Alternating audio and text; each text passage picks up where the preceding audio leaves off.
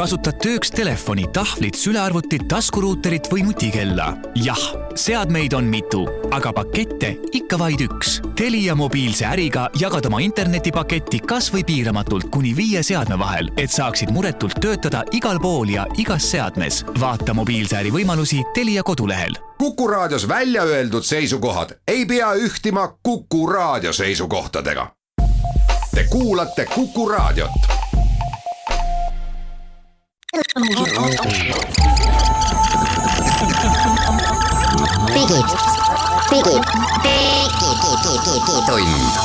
Digitund.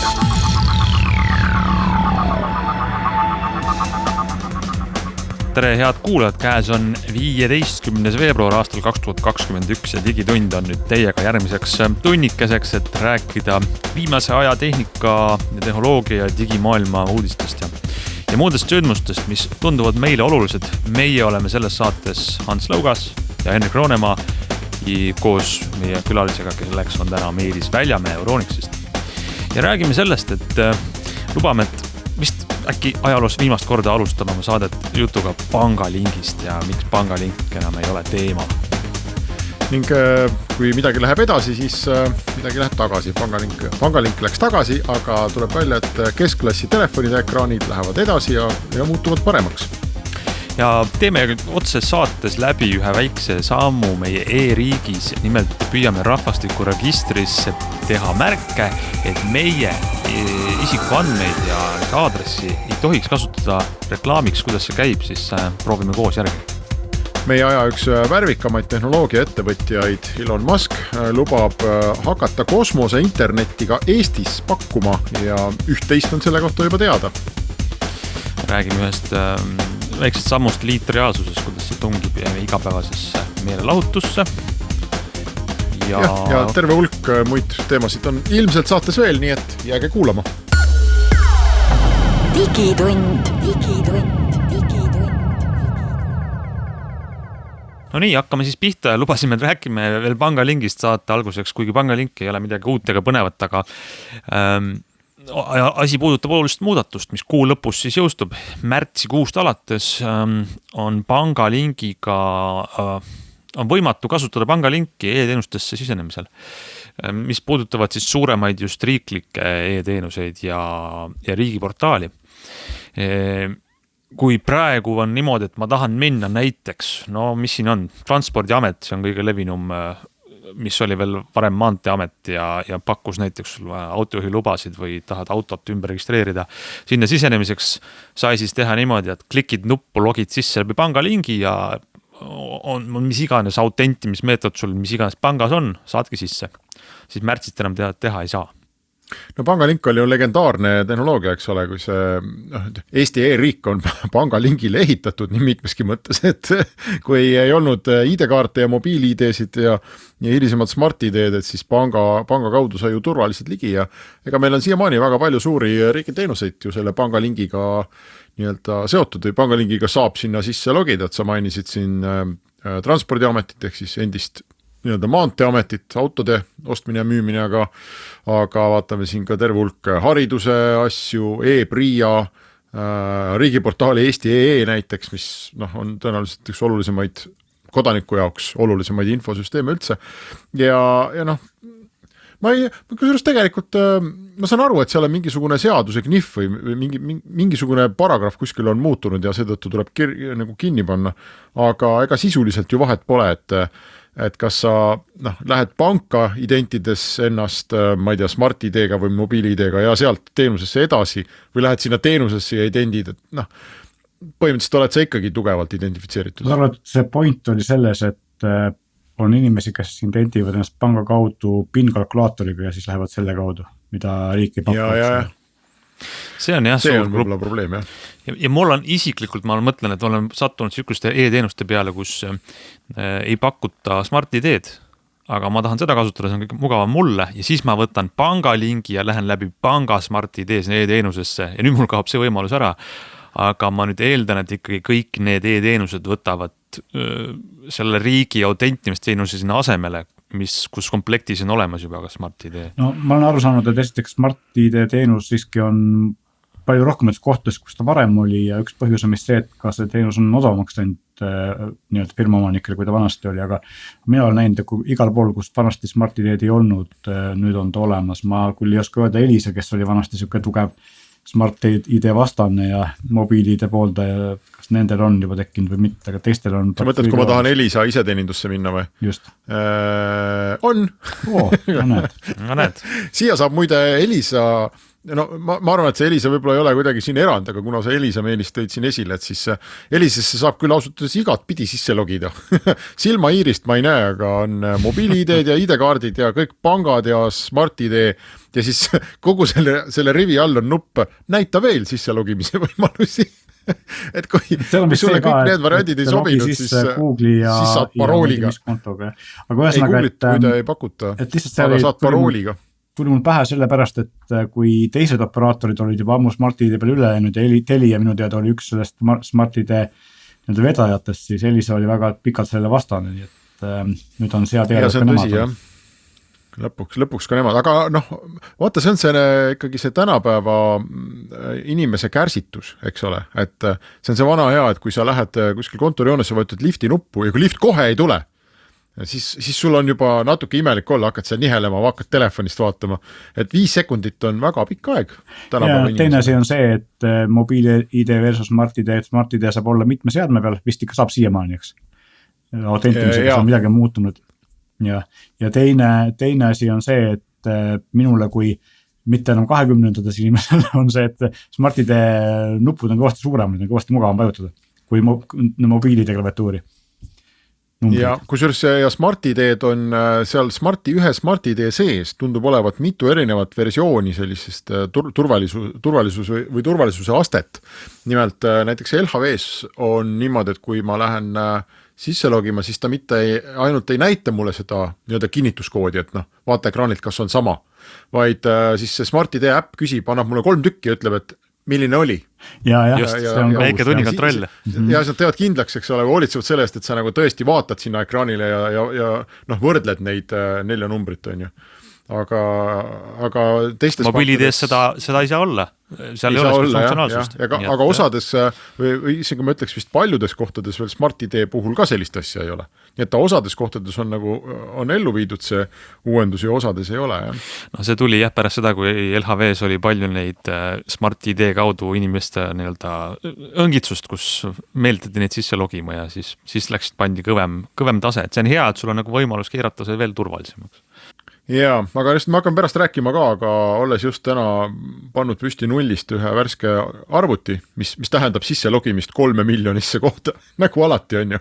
Ja kõik need 2-astmelised autentimised ja SMS-id, mis sulle telefonile tulevad ja Authenticatori äpp ja see on ikka uskumatu, ma ei taha siin eetris seda sõna välja öeldagi ausalt öeldes, et on valdkond maailmas, mis ei ole kohe üldse korras. Paroolide või sellist salasõnade kasutamine, ongi see nagu selline risttee, et turvalisus versus mugavuseks, et mida mugavam on, seda ebaturvalisem on.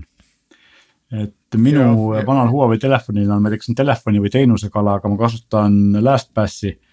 Nüüd aega tunnustab ära, et ma saan sõrmejäljega sisse logida ja küsima, kas parooli, mis on nagu hästi keeruline, hästi pikk, see on väga tüütu.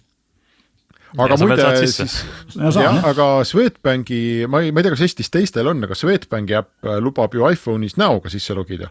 Mis on jube kihvt uuendus, see on põhimõtteliselt, kas te teate, olete näinud, ei ole? Tean, aga ei ole näinud, aga selles mõttes, et see on loogiline, kuna Apple seda appit pakub ja tubli pank kasutab seda, eks.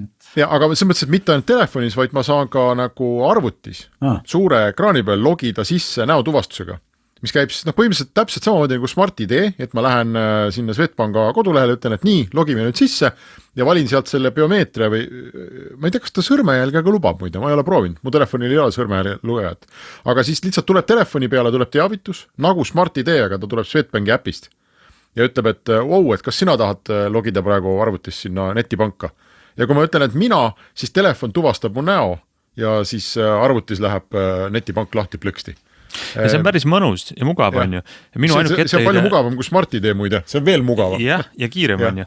Aeg etteheide on see, et see sõna biomeetria, mis seal brauseris on, mind segadusse, et minu arvutil ju seda ei ole biomeetriat, et siis mul tuleb õigus, ma pean seda, et seal oleks sõna äpp siis ma login läbi äppi sisse, kus mul on see näotuvastus ja see on väga tõesti õige, sest mina ka tükk aega ei viitsinud süveneda sellesse, et mis pagana biomeetria, et ma ei viitsi tegeleda sellega, aga siis kuidagi ühel hetkel sattusin sinna otsa ja nüüd ma kogu aeg kasutan, sellepärast et seesama jälle, ma säästan jälle 0,3 sekundit, et Smart-ID PIN 1 ei ole ju pikk, 4 numbrit sisse toksida, aga lihtsalt telefoni korraks vaatamine on veel mugavam. Kusjuures proovisin Swedbanka veebis ja Android telefon ja sõrmejälg töötab suurepäraselt.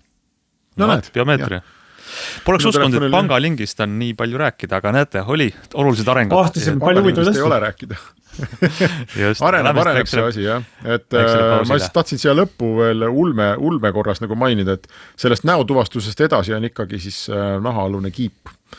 Ja me võime seda karta või muretseda selle pärast, aga mulle isiklikult tundub, et sel päeval, kui ma saan minna näiteks Swedbanki kontorisse ja lasta seal plõksti teha oma kuhugi käe selja peale, siis ma seda ka teen, sest see on veel mugavam kui telefoni vaatamine. No mulle esialgu piisaks sellest, kui ma saaks oma kontori uksekaardi telefoni kuidagi integreerida, aga see ka veel ei tööta.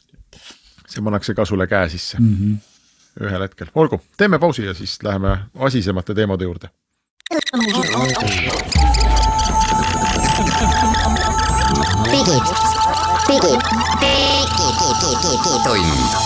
Digitund.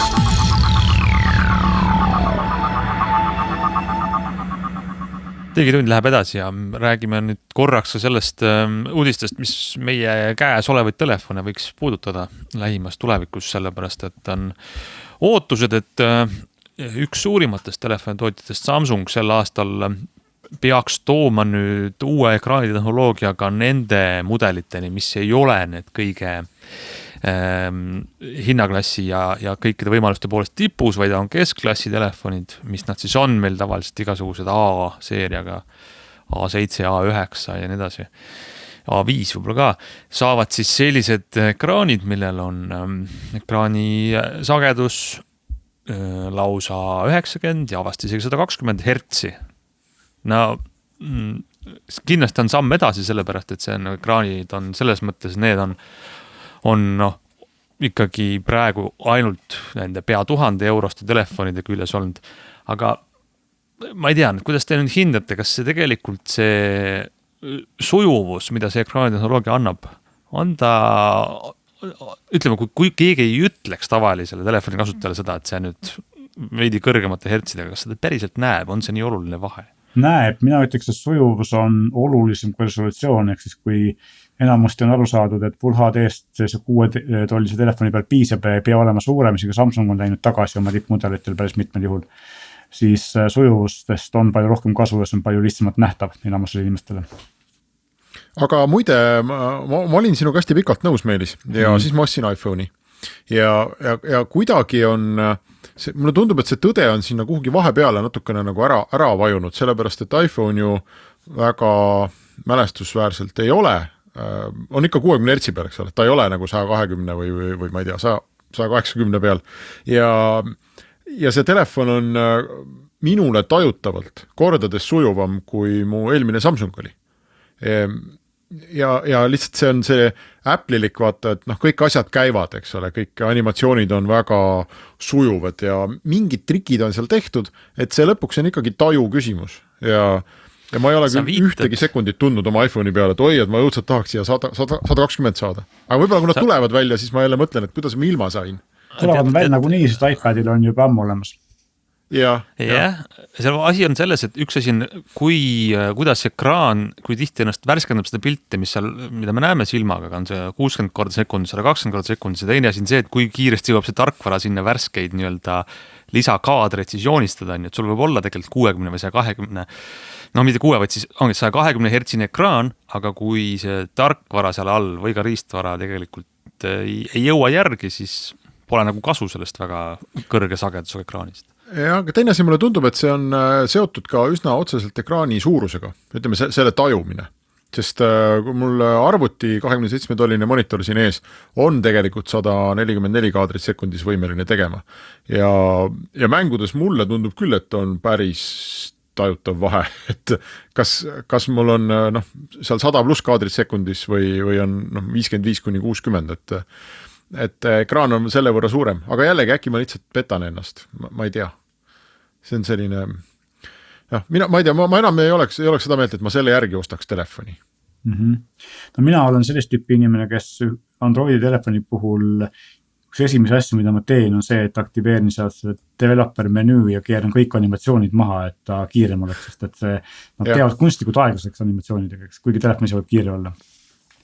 Kas see on muide iPhone'il saa nii palju maha keerata, aga ma tean, et seal on kuskil see reduce motion või mingi siuke asi, mida saab ka iPhone'i puhul teha selle nagu, et ta läägiks vähem või et tal oleks vähem neid ülemineku animatsioone, et toimiks kiiremini. See on hea mõte tegelikult, ma kohe otsin selle, et tegelikult mulle tundub, et me oleme siin vaata sellised profid, et inimesed, tavalised kasutajad on üldse vastikult aeglased, sellepärast, et see sama jutt, mis sa räägid, ma keerasin ka oma Samsungitel kõikidel neid animatsioone, kas maha või hästi palju kiiremaks ja kõik arvutid, mis ma kätte saan, ma pean selle puuteplaadi panema kõva kolmandiku võrra, kui mitte rohkem, võib-olla 50% kiiremaks, et midagigi normaalselt toimuks. Et ma ei saa aru, mis tömpkäpad siis neid arvuteid, kellele need mõeldud on? Mina olen selle, mis puuteplaate puudutab, siis selle koha pealt ka, et ma siiamaani ei oska neid žeste kasutada või ma ei tule selle peale, et need olemas on. Ilmselt pole piisavalt palju Maci kasutanud. Tegelikult Windowsiga arvutitel on ka ju see päris hästi juba töötab Windows 10, aga ma siiamaani ei oska neid kasutada. Või vähemalt ma ei tule selle peale, et võiks 2 või 3 või 5 sõrmega midagi teha seal. Aga samas hiirt ma teeme seda puuteplaati, ma teen kiiremaks iga jumala kord, kui ma uue arvuti kasutusele võtan. Jah, ma ei tea. Eks ta ole selline veidi edvistamine ka, et telefoni, mõtlen tootjalt, et see ei olegi mõnus või tore, aga kui see kaua need igasugused animatsioonid sulle käivad ekraanil, aga sa näitad ära, et näed, on äge ja me suudame teha ja oskame, et kuidas kõik on nii lendlev. No mõnes mõttes on see, et kui sul on operatsioonisüsteem, mis peab jooksma nagu Android nii väga kallitel ja kiiretel kui väga odavatel seadmetel, see vaikmisi on pandud see nii, et nad tunduksid enam-vähem sama kiired võimaluse korraleks. Ja kui sa võtad animatsioonid maha, siis kiire seade tundub kiire ja aeglane seade tundub aeglane. Vanasti oli nendel animatsioonidel ka täiesti reaalne põhjendus, kus animatsioon ka iPhone'ist näiteks, kui sul on see iPhone 12 kodunuppu ei ole, eks sa pead siit alt ekraani servast pöidlaga üles lükkama selleks, et midagi juhtuks. Näiteks, et ekraanil olev äpp nagu sulguks. Siis selle animatsiooni mõte on ikkagi näidata inimesele, et mis nüüd juhtus. Et kuhu see läks? Et samamoodi aknad arvutis, mida sa sulged üles alla, et need lähevad ka aken nii-öelda, kuigi ta ka tegelikult ju seda ei juhtu, aga sa näed, et nüüd ta läks väikseks ja siis ta läks suureks ja ta nagu aitab inimest, aga ühel hetkel, kui sa seda kõike tead ja oled juba 10 000 korda näinud seda animatsiooni, et siis see tõesti hakkab ajudele. Tänase saate pealkiri või selline teema tundub olevat kärsitus ja kiirus. Et ei viitsi oodata. Sekundi murdosad loevad on ju. Loevad. Aga tegelikult, kui me lähme nüüd lõpuks selle teema alguse juurde tagasi, siis tegelikult on ju see, et Samsungil on selline liigutus paratamatu, kuna Hiina konkurent on sama liigutus juba odavalt sinna kas siis üsna ära teinud, nii et ega nad maha ei saa jääda. Ja mingi hetkel tuleb, eks ole, Apple ja siis me alles kuuleme, milline revolutsiooniline tehnoloogia see on. Apple leiutab siis kohe kiire ekraani, jah. Küllap nad sügisel, ma arvan, iPhone 13 on. Kui nad üldse teevad iPhone 13, see on ebaõnne arv, ei tea. Jah, võib-olla küll. Ja. Aga lähme siit meie nüüd väiksele pausile ja siis oleme juba teiega tagasi.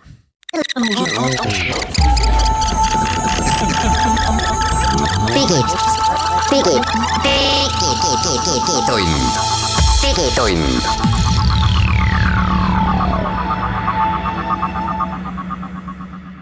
Digitund jätkub ja me alustame nüüd väikest sellist jällegi oma nõuande rubriik, võiks vist nii öelda ja teeme läbi ja leiame ühe huvitava ja kasuliku nupu selleks, mida võib-olla paljud ei tea, aga rahvastikuregister on selline Eesti e-teenus, mida igaüks saab vaadata rahvastikuregister.ee enda andmeid, mis seal on, kas kõik on õige aadress ja nii edasi, mis tegelikult on üks kõige tähtsamaid registrid üldse Eestis, sest selle pealt on kõikides muudes registrites olevad andmed, et Eestis on ju nii teatavasti, et ei tohi igasse andmebaasi või e-teenusse üle küsida samu andmeid, aadressi, küsitakse ainult ja rahvastikuregistrist ja seal on üks väike huvitav nupp, mille kuidagi, mis ei ole nüüd uudis, et see nädal, eelmine nädal tekkis, aga ta sattus kodanike ootamatu tähelepanu alla.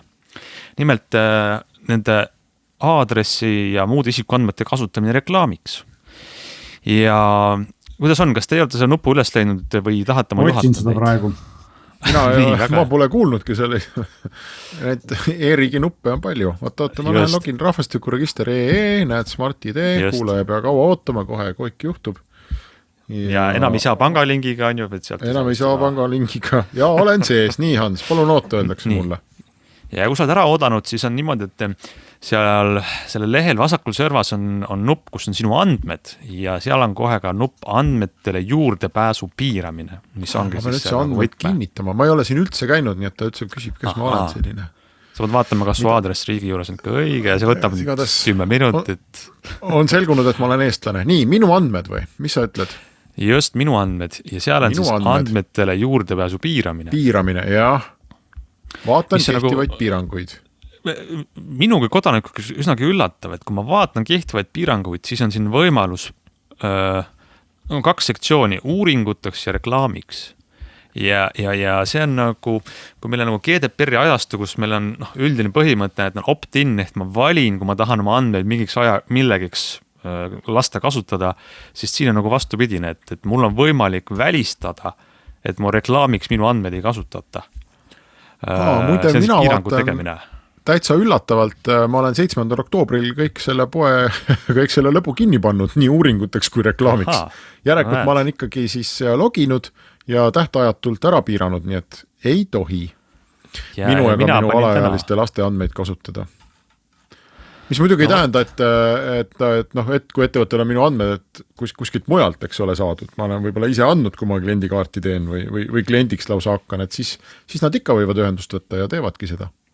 Just, ega ma ei ole päris hästi kursis selle andmete liikumise taustaga, et kui ma näiteks annan mõnele kommertsteenusele firmale kellelegi oma rahvastikuregistri andmed ja nad näevad, et mul seda piirangut seal peal ei ole, et nad siis põhimõtteliselt võivad mul reklaami saata.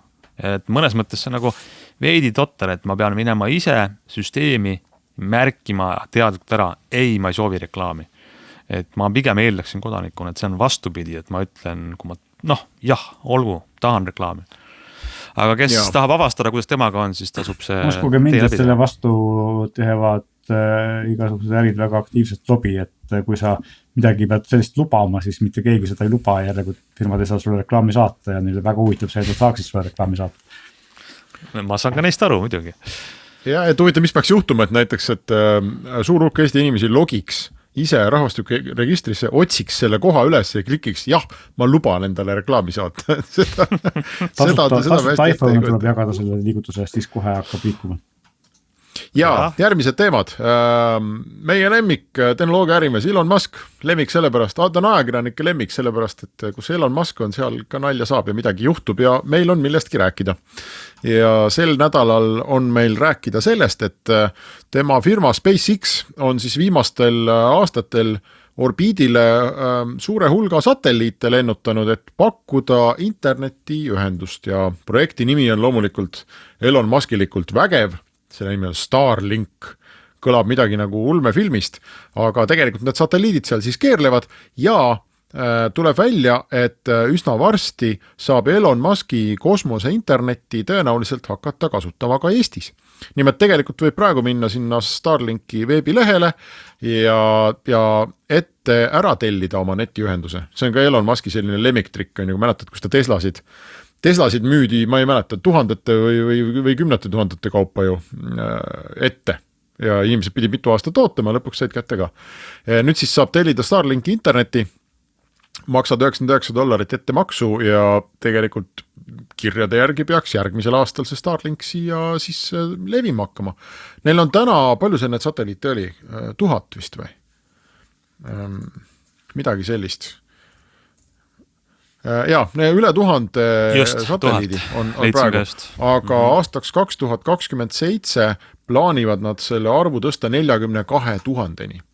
Noh, siin on Elon Muski selline tärnike on ikkagi peab juures olema asjadel, sest et Teslad pidid täiesti isesõitvaks muutuma 2018 äkki et no vaatame, mega suur number igal juhul, aga Eestis seda siis ka ühtlasi pakkuma hakkab ja tegelikult on maailmas mitu riiki, kaasa arvatud USA, kus täna seda ju reaalselt pakutakse ja need kiirused on tegelikult täitsa head, et allalaadimiskiiruseks on kõige suuremaks on mõõdetud siis praegu 215 megabitti sekundis ja Starlink ütleb, et tavakiirus peaks 50–150 olema. Seal $500 eest tuleb sul siis osta veel juurde ühenduspakett või siin, ma ei tea, antenn ja ruuter, mis siis võtab sealt satelliidi pealt signaali maha ja Wi-Fi ruuter siis jagab kodus laiali. Aga nagu satelliidi puhul ikka, siis üleslaadimine on tunduvalt aeglasem, et seal räägitakse selline 10+ megabitti selleks kiiruseks. Ei ole paha pakkumine, kuigi ma ei tea, kuidas seda pakkuda Eestis, kus tegelikult 4G on suhteliselt ju hea. Nojah, ma just Eestis ütleks, et on paha pakkumine, sest et kui sul on kodus 4G, siis praegu tundub, et hinna ja kiiruste mõttes ta nagu hästi vastu ei saa. Ma vaatasin ühte sellist levialakaarti, kus siis praegu on need satelliidid ja kuidas ma nüüd kirjeldan seda hästi raadios, kõige tihedam vöö ümber maakera on umbes sellelt kõrguselt, mis on Euroopas, katab ära alates Leedust kuni Lõuna-Itaaliani ja ulatub siis nii-öelda mööda maakera tiiru tehes USA põhjaosa ja Kanada lõunaosa. Et meie praeguses levilast teeme välja, aga see ei tähenda tõesti, et kui keegi tahab raha üle kanda, siis ta võiks paari aasta pärast mõne satelliidi levialasse sattuda Eestis. Ma tahtsin seda öelda, et see ikkagi nagu 4G-ga on tore võrrelda, mis meil on heas seisus, aga kui sa ikka kuskil kõrgmägedes oled või kuhugi, kus 4G ei ulatu, siis võib kõrbepiirkonnas, siis see on väga teretulnud teenus. Ja praegu on seal tavaline nii-öelda vanakooli Iridiumi või kellegi teise satelliit internet absoluutselt kallis. Rääkimata sellest, et ma kujutan ette, et mingid VoIP-kõne teenused satelliittelefonide kaudu või mingite nii-öelda siis internetipõhiste asjade kaudu, mis üle selle võrgu jookseksid, aitaksid ka päris paljusid inimesi. Ja tegelikult kujutame nüüd ette globaalset arengut olukorras, kus mine hullu tea, on ju, äkki Elon teebki selle ära, kas 2027 või ma arvan isegi, kui ta teeks 2032 selle ära, et valdav osa maa territooriumist on sellise 150 megabittise internetiga kaetud. See oleks päris suur samm edasi. Ikkagi igal pool võid selle ühenduse kätte saada. Jah, sest isegi siin arenenud riikides on päris tihti see, kus on põhimõtteliselt kas ainult väga aeglane juhtmevaba net või kui ta on juhtmega, siis ta on mingisuguse igivanna vase peal, mis ma ei tea, üle 12 megabitti välja ei anna. Muidugi samas väga vaikseks need teiste miljardäride plaanid, nagu Zuckerbergi plaan õhupaljadega viia arengumaadesse internet, et saada nende uusi Facebooki kasutajaid ja oli vist ka purilennukid või purilennukite konstellatsioon või kus siuksed ideid oli ka, mõte, et saada uusi kasutajaid oma teenustele läbi selle on, mulle meeldib selles mõttes Elon Muski idee rohkem, et ta on kuidagi aus, läbipaistev ja küsib raha selle eest. Google pani oma õhupalliteenuse kinni, jah. Ja Facebook pani juba enne kinni minu meelest. Facebook pani 2018 vist lausa juba kinni. Nii et ei tule kummaltki tulnud midagi, mis on tegelikult huvitav, sellepärast, et nende mõlema jaoks on tegelikult erakordselt vajaliku projektiga tegemist. Nii Facebookil kui Google'il on sama, kui me vaatame nende firmade tulevikku ja küsime, et kust tuleb siis firmade kasv, näiteks kasutajate arvu kasv, siis neil on täna nii palju kasutajaid, et varsti saavad inimesed planeedil maa otsa ja neil on eluliselt vajalik see internetiühendus tuua kohtadesse, kus seda praegu ei ole, lihtsalt sellepärast, et saada endale rohkem kasutajaid juurde ja mõlemad pidid siis alla vanduma, nii Facebook ja Google. Täpselt, aga ma lõpetaksin sellise teistsuguse nüksuga, et eelmisel aastal sai Amazon heakskiidu sellisele projektile nimelt Project Kuiper, mis põhimõtteliselt täpselt sama, mis on Elon Muski Starlink, et Amazon tahab sama asja hakata vähemalt ehitama mingis järgus ja neid projekte on vist veel, OneWeb oli üks ja ehk et võib-olla see satelliidipõhine asi on ikkagi natukene lollikindlam kui igasugused õhupallidel lennukid ja ma ei tea, mis kindlasti on, aga siin on kohe teine probleem, et kui meil lõpuks on kõigi konkurentide 200 000 satelliiti orbiidil, siis kas me enam päikest näeme ja kuhu see surnu satelliitide prügi läheb? astronoomid on juba praegu Elon Muski peale väga vihased, et see pidi rikkuma see nende Starlinki hulk juba praegu pidi olema segama vaatlusi päris tõsiselt, et see midagi saad, midagi kaotad. Ja minu meelest nii palju, kui ma praegu teie juttu guugeldades leidsin, siis minu meelest on umbes 6000 satelliiti ümber maakera keerlemas. Ja nendest 40% on ainult sellised, mis reaalselt ka töötavad, 6000. Nüüd tuletame meelde, et ainuüksi Elon Musk tahab oma internetisatelliitide arvu tõsta 42 000-ni ja lisaks need Amazonid ja kõik muud. Nii et seal ootab selline võib-olla mitmekümne kordistumine ees, et aga teeme siia pausi ja siis lähme edasi.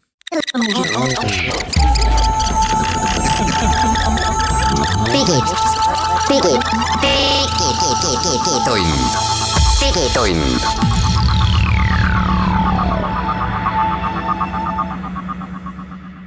Läheme digitunniga edasi ja vaatame, mis veel uudist on. Mulle ei silma üks huvitav väike selline teade, mis võib-olla otseselt meie praegusesse igapäeva ei jõua Eestis veel, aga varsti jõuab, et Apple tegi nimelt sellise äpi,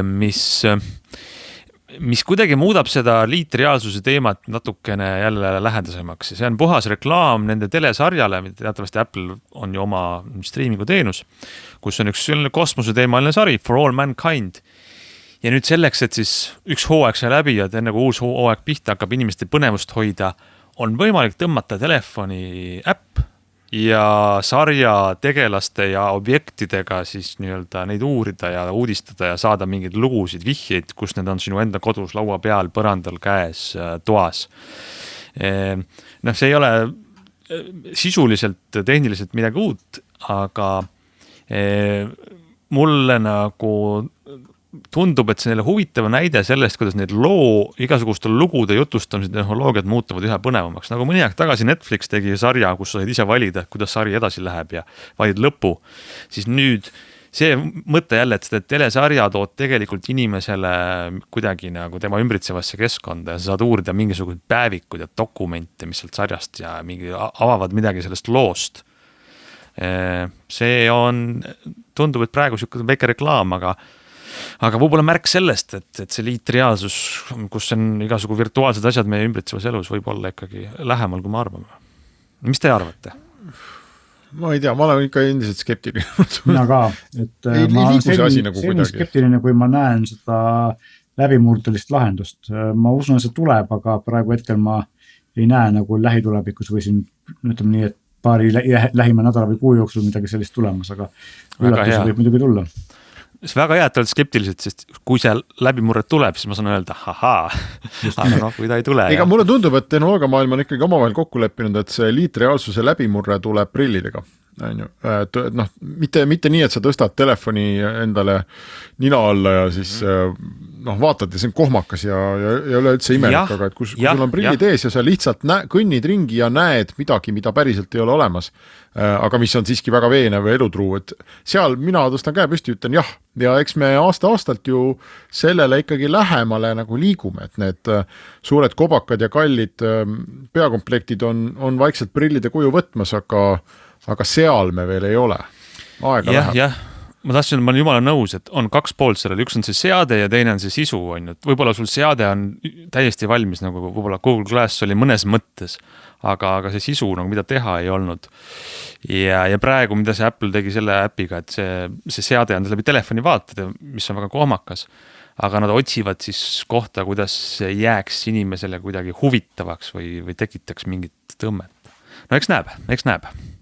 Ja Apple on ju tulemas ikkagi välja oma selle mingisuguse pähekäiva asjaga ja tundub, et nad võtavad seda tõsiselt, sellepärast, et need inimesed, keda nad on ettevõttes seda projekti pannud juhtima, et need on Apple'i praktiliselt kõige kõvemad valdkonnajuhid on ju viidud uute projektide peale üle ja tegelevad selle ekraanitehnoloogiate ja nende peakomplektidega.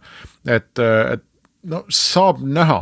Apple on teinud ühe korra küll ütleme, lähemas minevikus, ma päris 80-ndaid ei tooks siia võrdluseks, aga on teinud ühe sarnase asja, selle nimi oli iPod. Ehk et iPod tuli nagu turule, kus justkui midagi nagu oli, eks ole, mingid tegijad olid, midagi selline tarbija huvi nagu oli juba olemas, aga nad tulid ja tõid ja tegelikult tegelikult tegid selle turu suureks ja panid sisu ehk muusikateenused iTunesi sinna külge. Et no näeme, minu meelest ei ole täna see virtuaalreaalsus või liitreaalsus sellises seisus nagu MP3 mängijad olid enne iPodi tulekut, et ma nii sügavat tarbija huvi seal küll veel ei näe. Aga noh, ei tasu Apple'i osas ülemäära skeptiline ka olla. Vaatame edasi, mis meil veel on... Sa tahtsid rääkida Hans inimeste genereerimisest? No, jah, mõnes mõttes see nagu seostub tegelikult selle teemaga, mis ma just rääkisin. Epic Games, kes on paljude menukate mängude autor, nende stuudio sai valmis ühe uue mootori, mis ei olegi nagu meile otseselt kasutamiseks, vaid mängutegijatele, aga lihtsalt see mootor loob siis inimese kujutusi, mida nad nimetavad metahumans. Ja mõte on sellest, et nende näomiimika, viimistlus ja juuksekarvad, kõik sellised lihastõmblused on nagu üli inimlikud. Ja võib-olla see ei ole päris fotorealism, on ikkagi saad aru, et ta võib-olla kuulub arvutimängu või arvutigraafika on, aga miks ma tahtsin öelda, see seostub eelneva teemaga on see, et noh, mis ei kao kuhugi ära, meie huvi igasugu lugude vastu, olgu telesari, arvutimäng või nende hübriid, et noh, ühest küljest, kas meil on tulemas tehnoloogia läbi liitreaalsuse, et see lugu saab olla meie ümber, võib-olla on, kas meil on olemas vahendid, et luua siukseid, tead, nagu, kuidas siis öelda, virtuaalseid inimesi, vähe öeldud, sünteetilisi inimesi, kes on nagu, tundub nagu täiesti päris inimene, räägib suga ja võib-olla hakkab eesti keelt rääkima ja miimika on selline nagu päris inimesel, aga tegelikult on puhas arvutigraafika. Et see MetaHumans projekt näitab, et nad on, et see sammud on nagu kogu aeg sinna poole minemas, et meil on võimalik luua ikkagi väga-väga usutavaid selliseid tehiskeskkondi ja olendeid. Ja mina väga ootan seda muide. Ma olen seda varem ka öelnud, ma õudselt ootan. Ma ootan, et inimnäod kõiksugu virtuaalsetes keskkondades e-riigis või hommikutelevisioonis või e-poes, kus ma olen, või et keegi räägiks minuga. Ja inimene on sotsiaalne olend, on ju, et meile ikkagi meeldib teisi omasuguseid vaadata ja kui nad mind väga ära petavad sellega, et keegi ütleb mahedal häälel tere hommikust, Henrik, ma ei tea, sinu päev tuleb selline või ära unusta seda ja toda ja uudistes on see, et minule väga meeldiks või kujutame ette, ma ei tea, kitarriõpetajat näiteks on ju, või ükskõik keda. Et see on väga põnev tulevik. Kindlasti paljud inimesed suudavad siia nüüd hirmu äratavaid pilte ka maalida juurde. Ma tahtsin just selleni jõuda, et pigem mulle tundub, et seal tuleb rohkem negatiivset kui positiivset arengut, aga eks paistab. Ei tule. Alati ikkagi lõpuks headus võidab. Ja põnevad uued tehnoloogiad on tulemas. Aga mitte sel nädalal, sest sel nädalal on meie saateaeg läbi. Aitäh kõigile kuulajatele ja kohtume nädala aja pärast.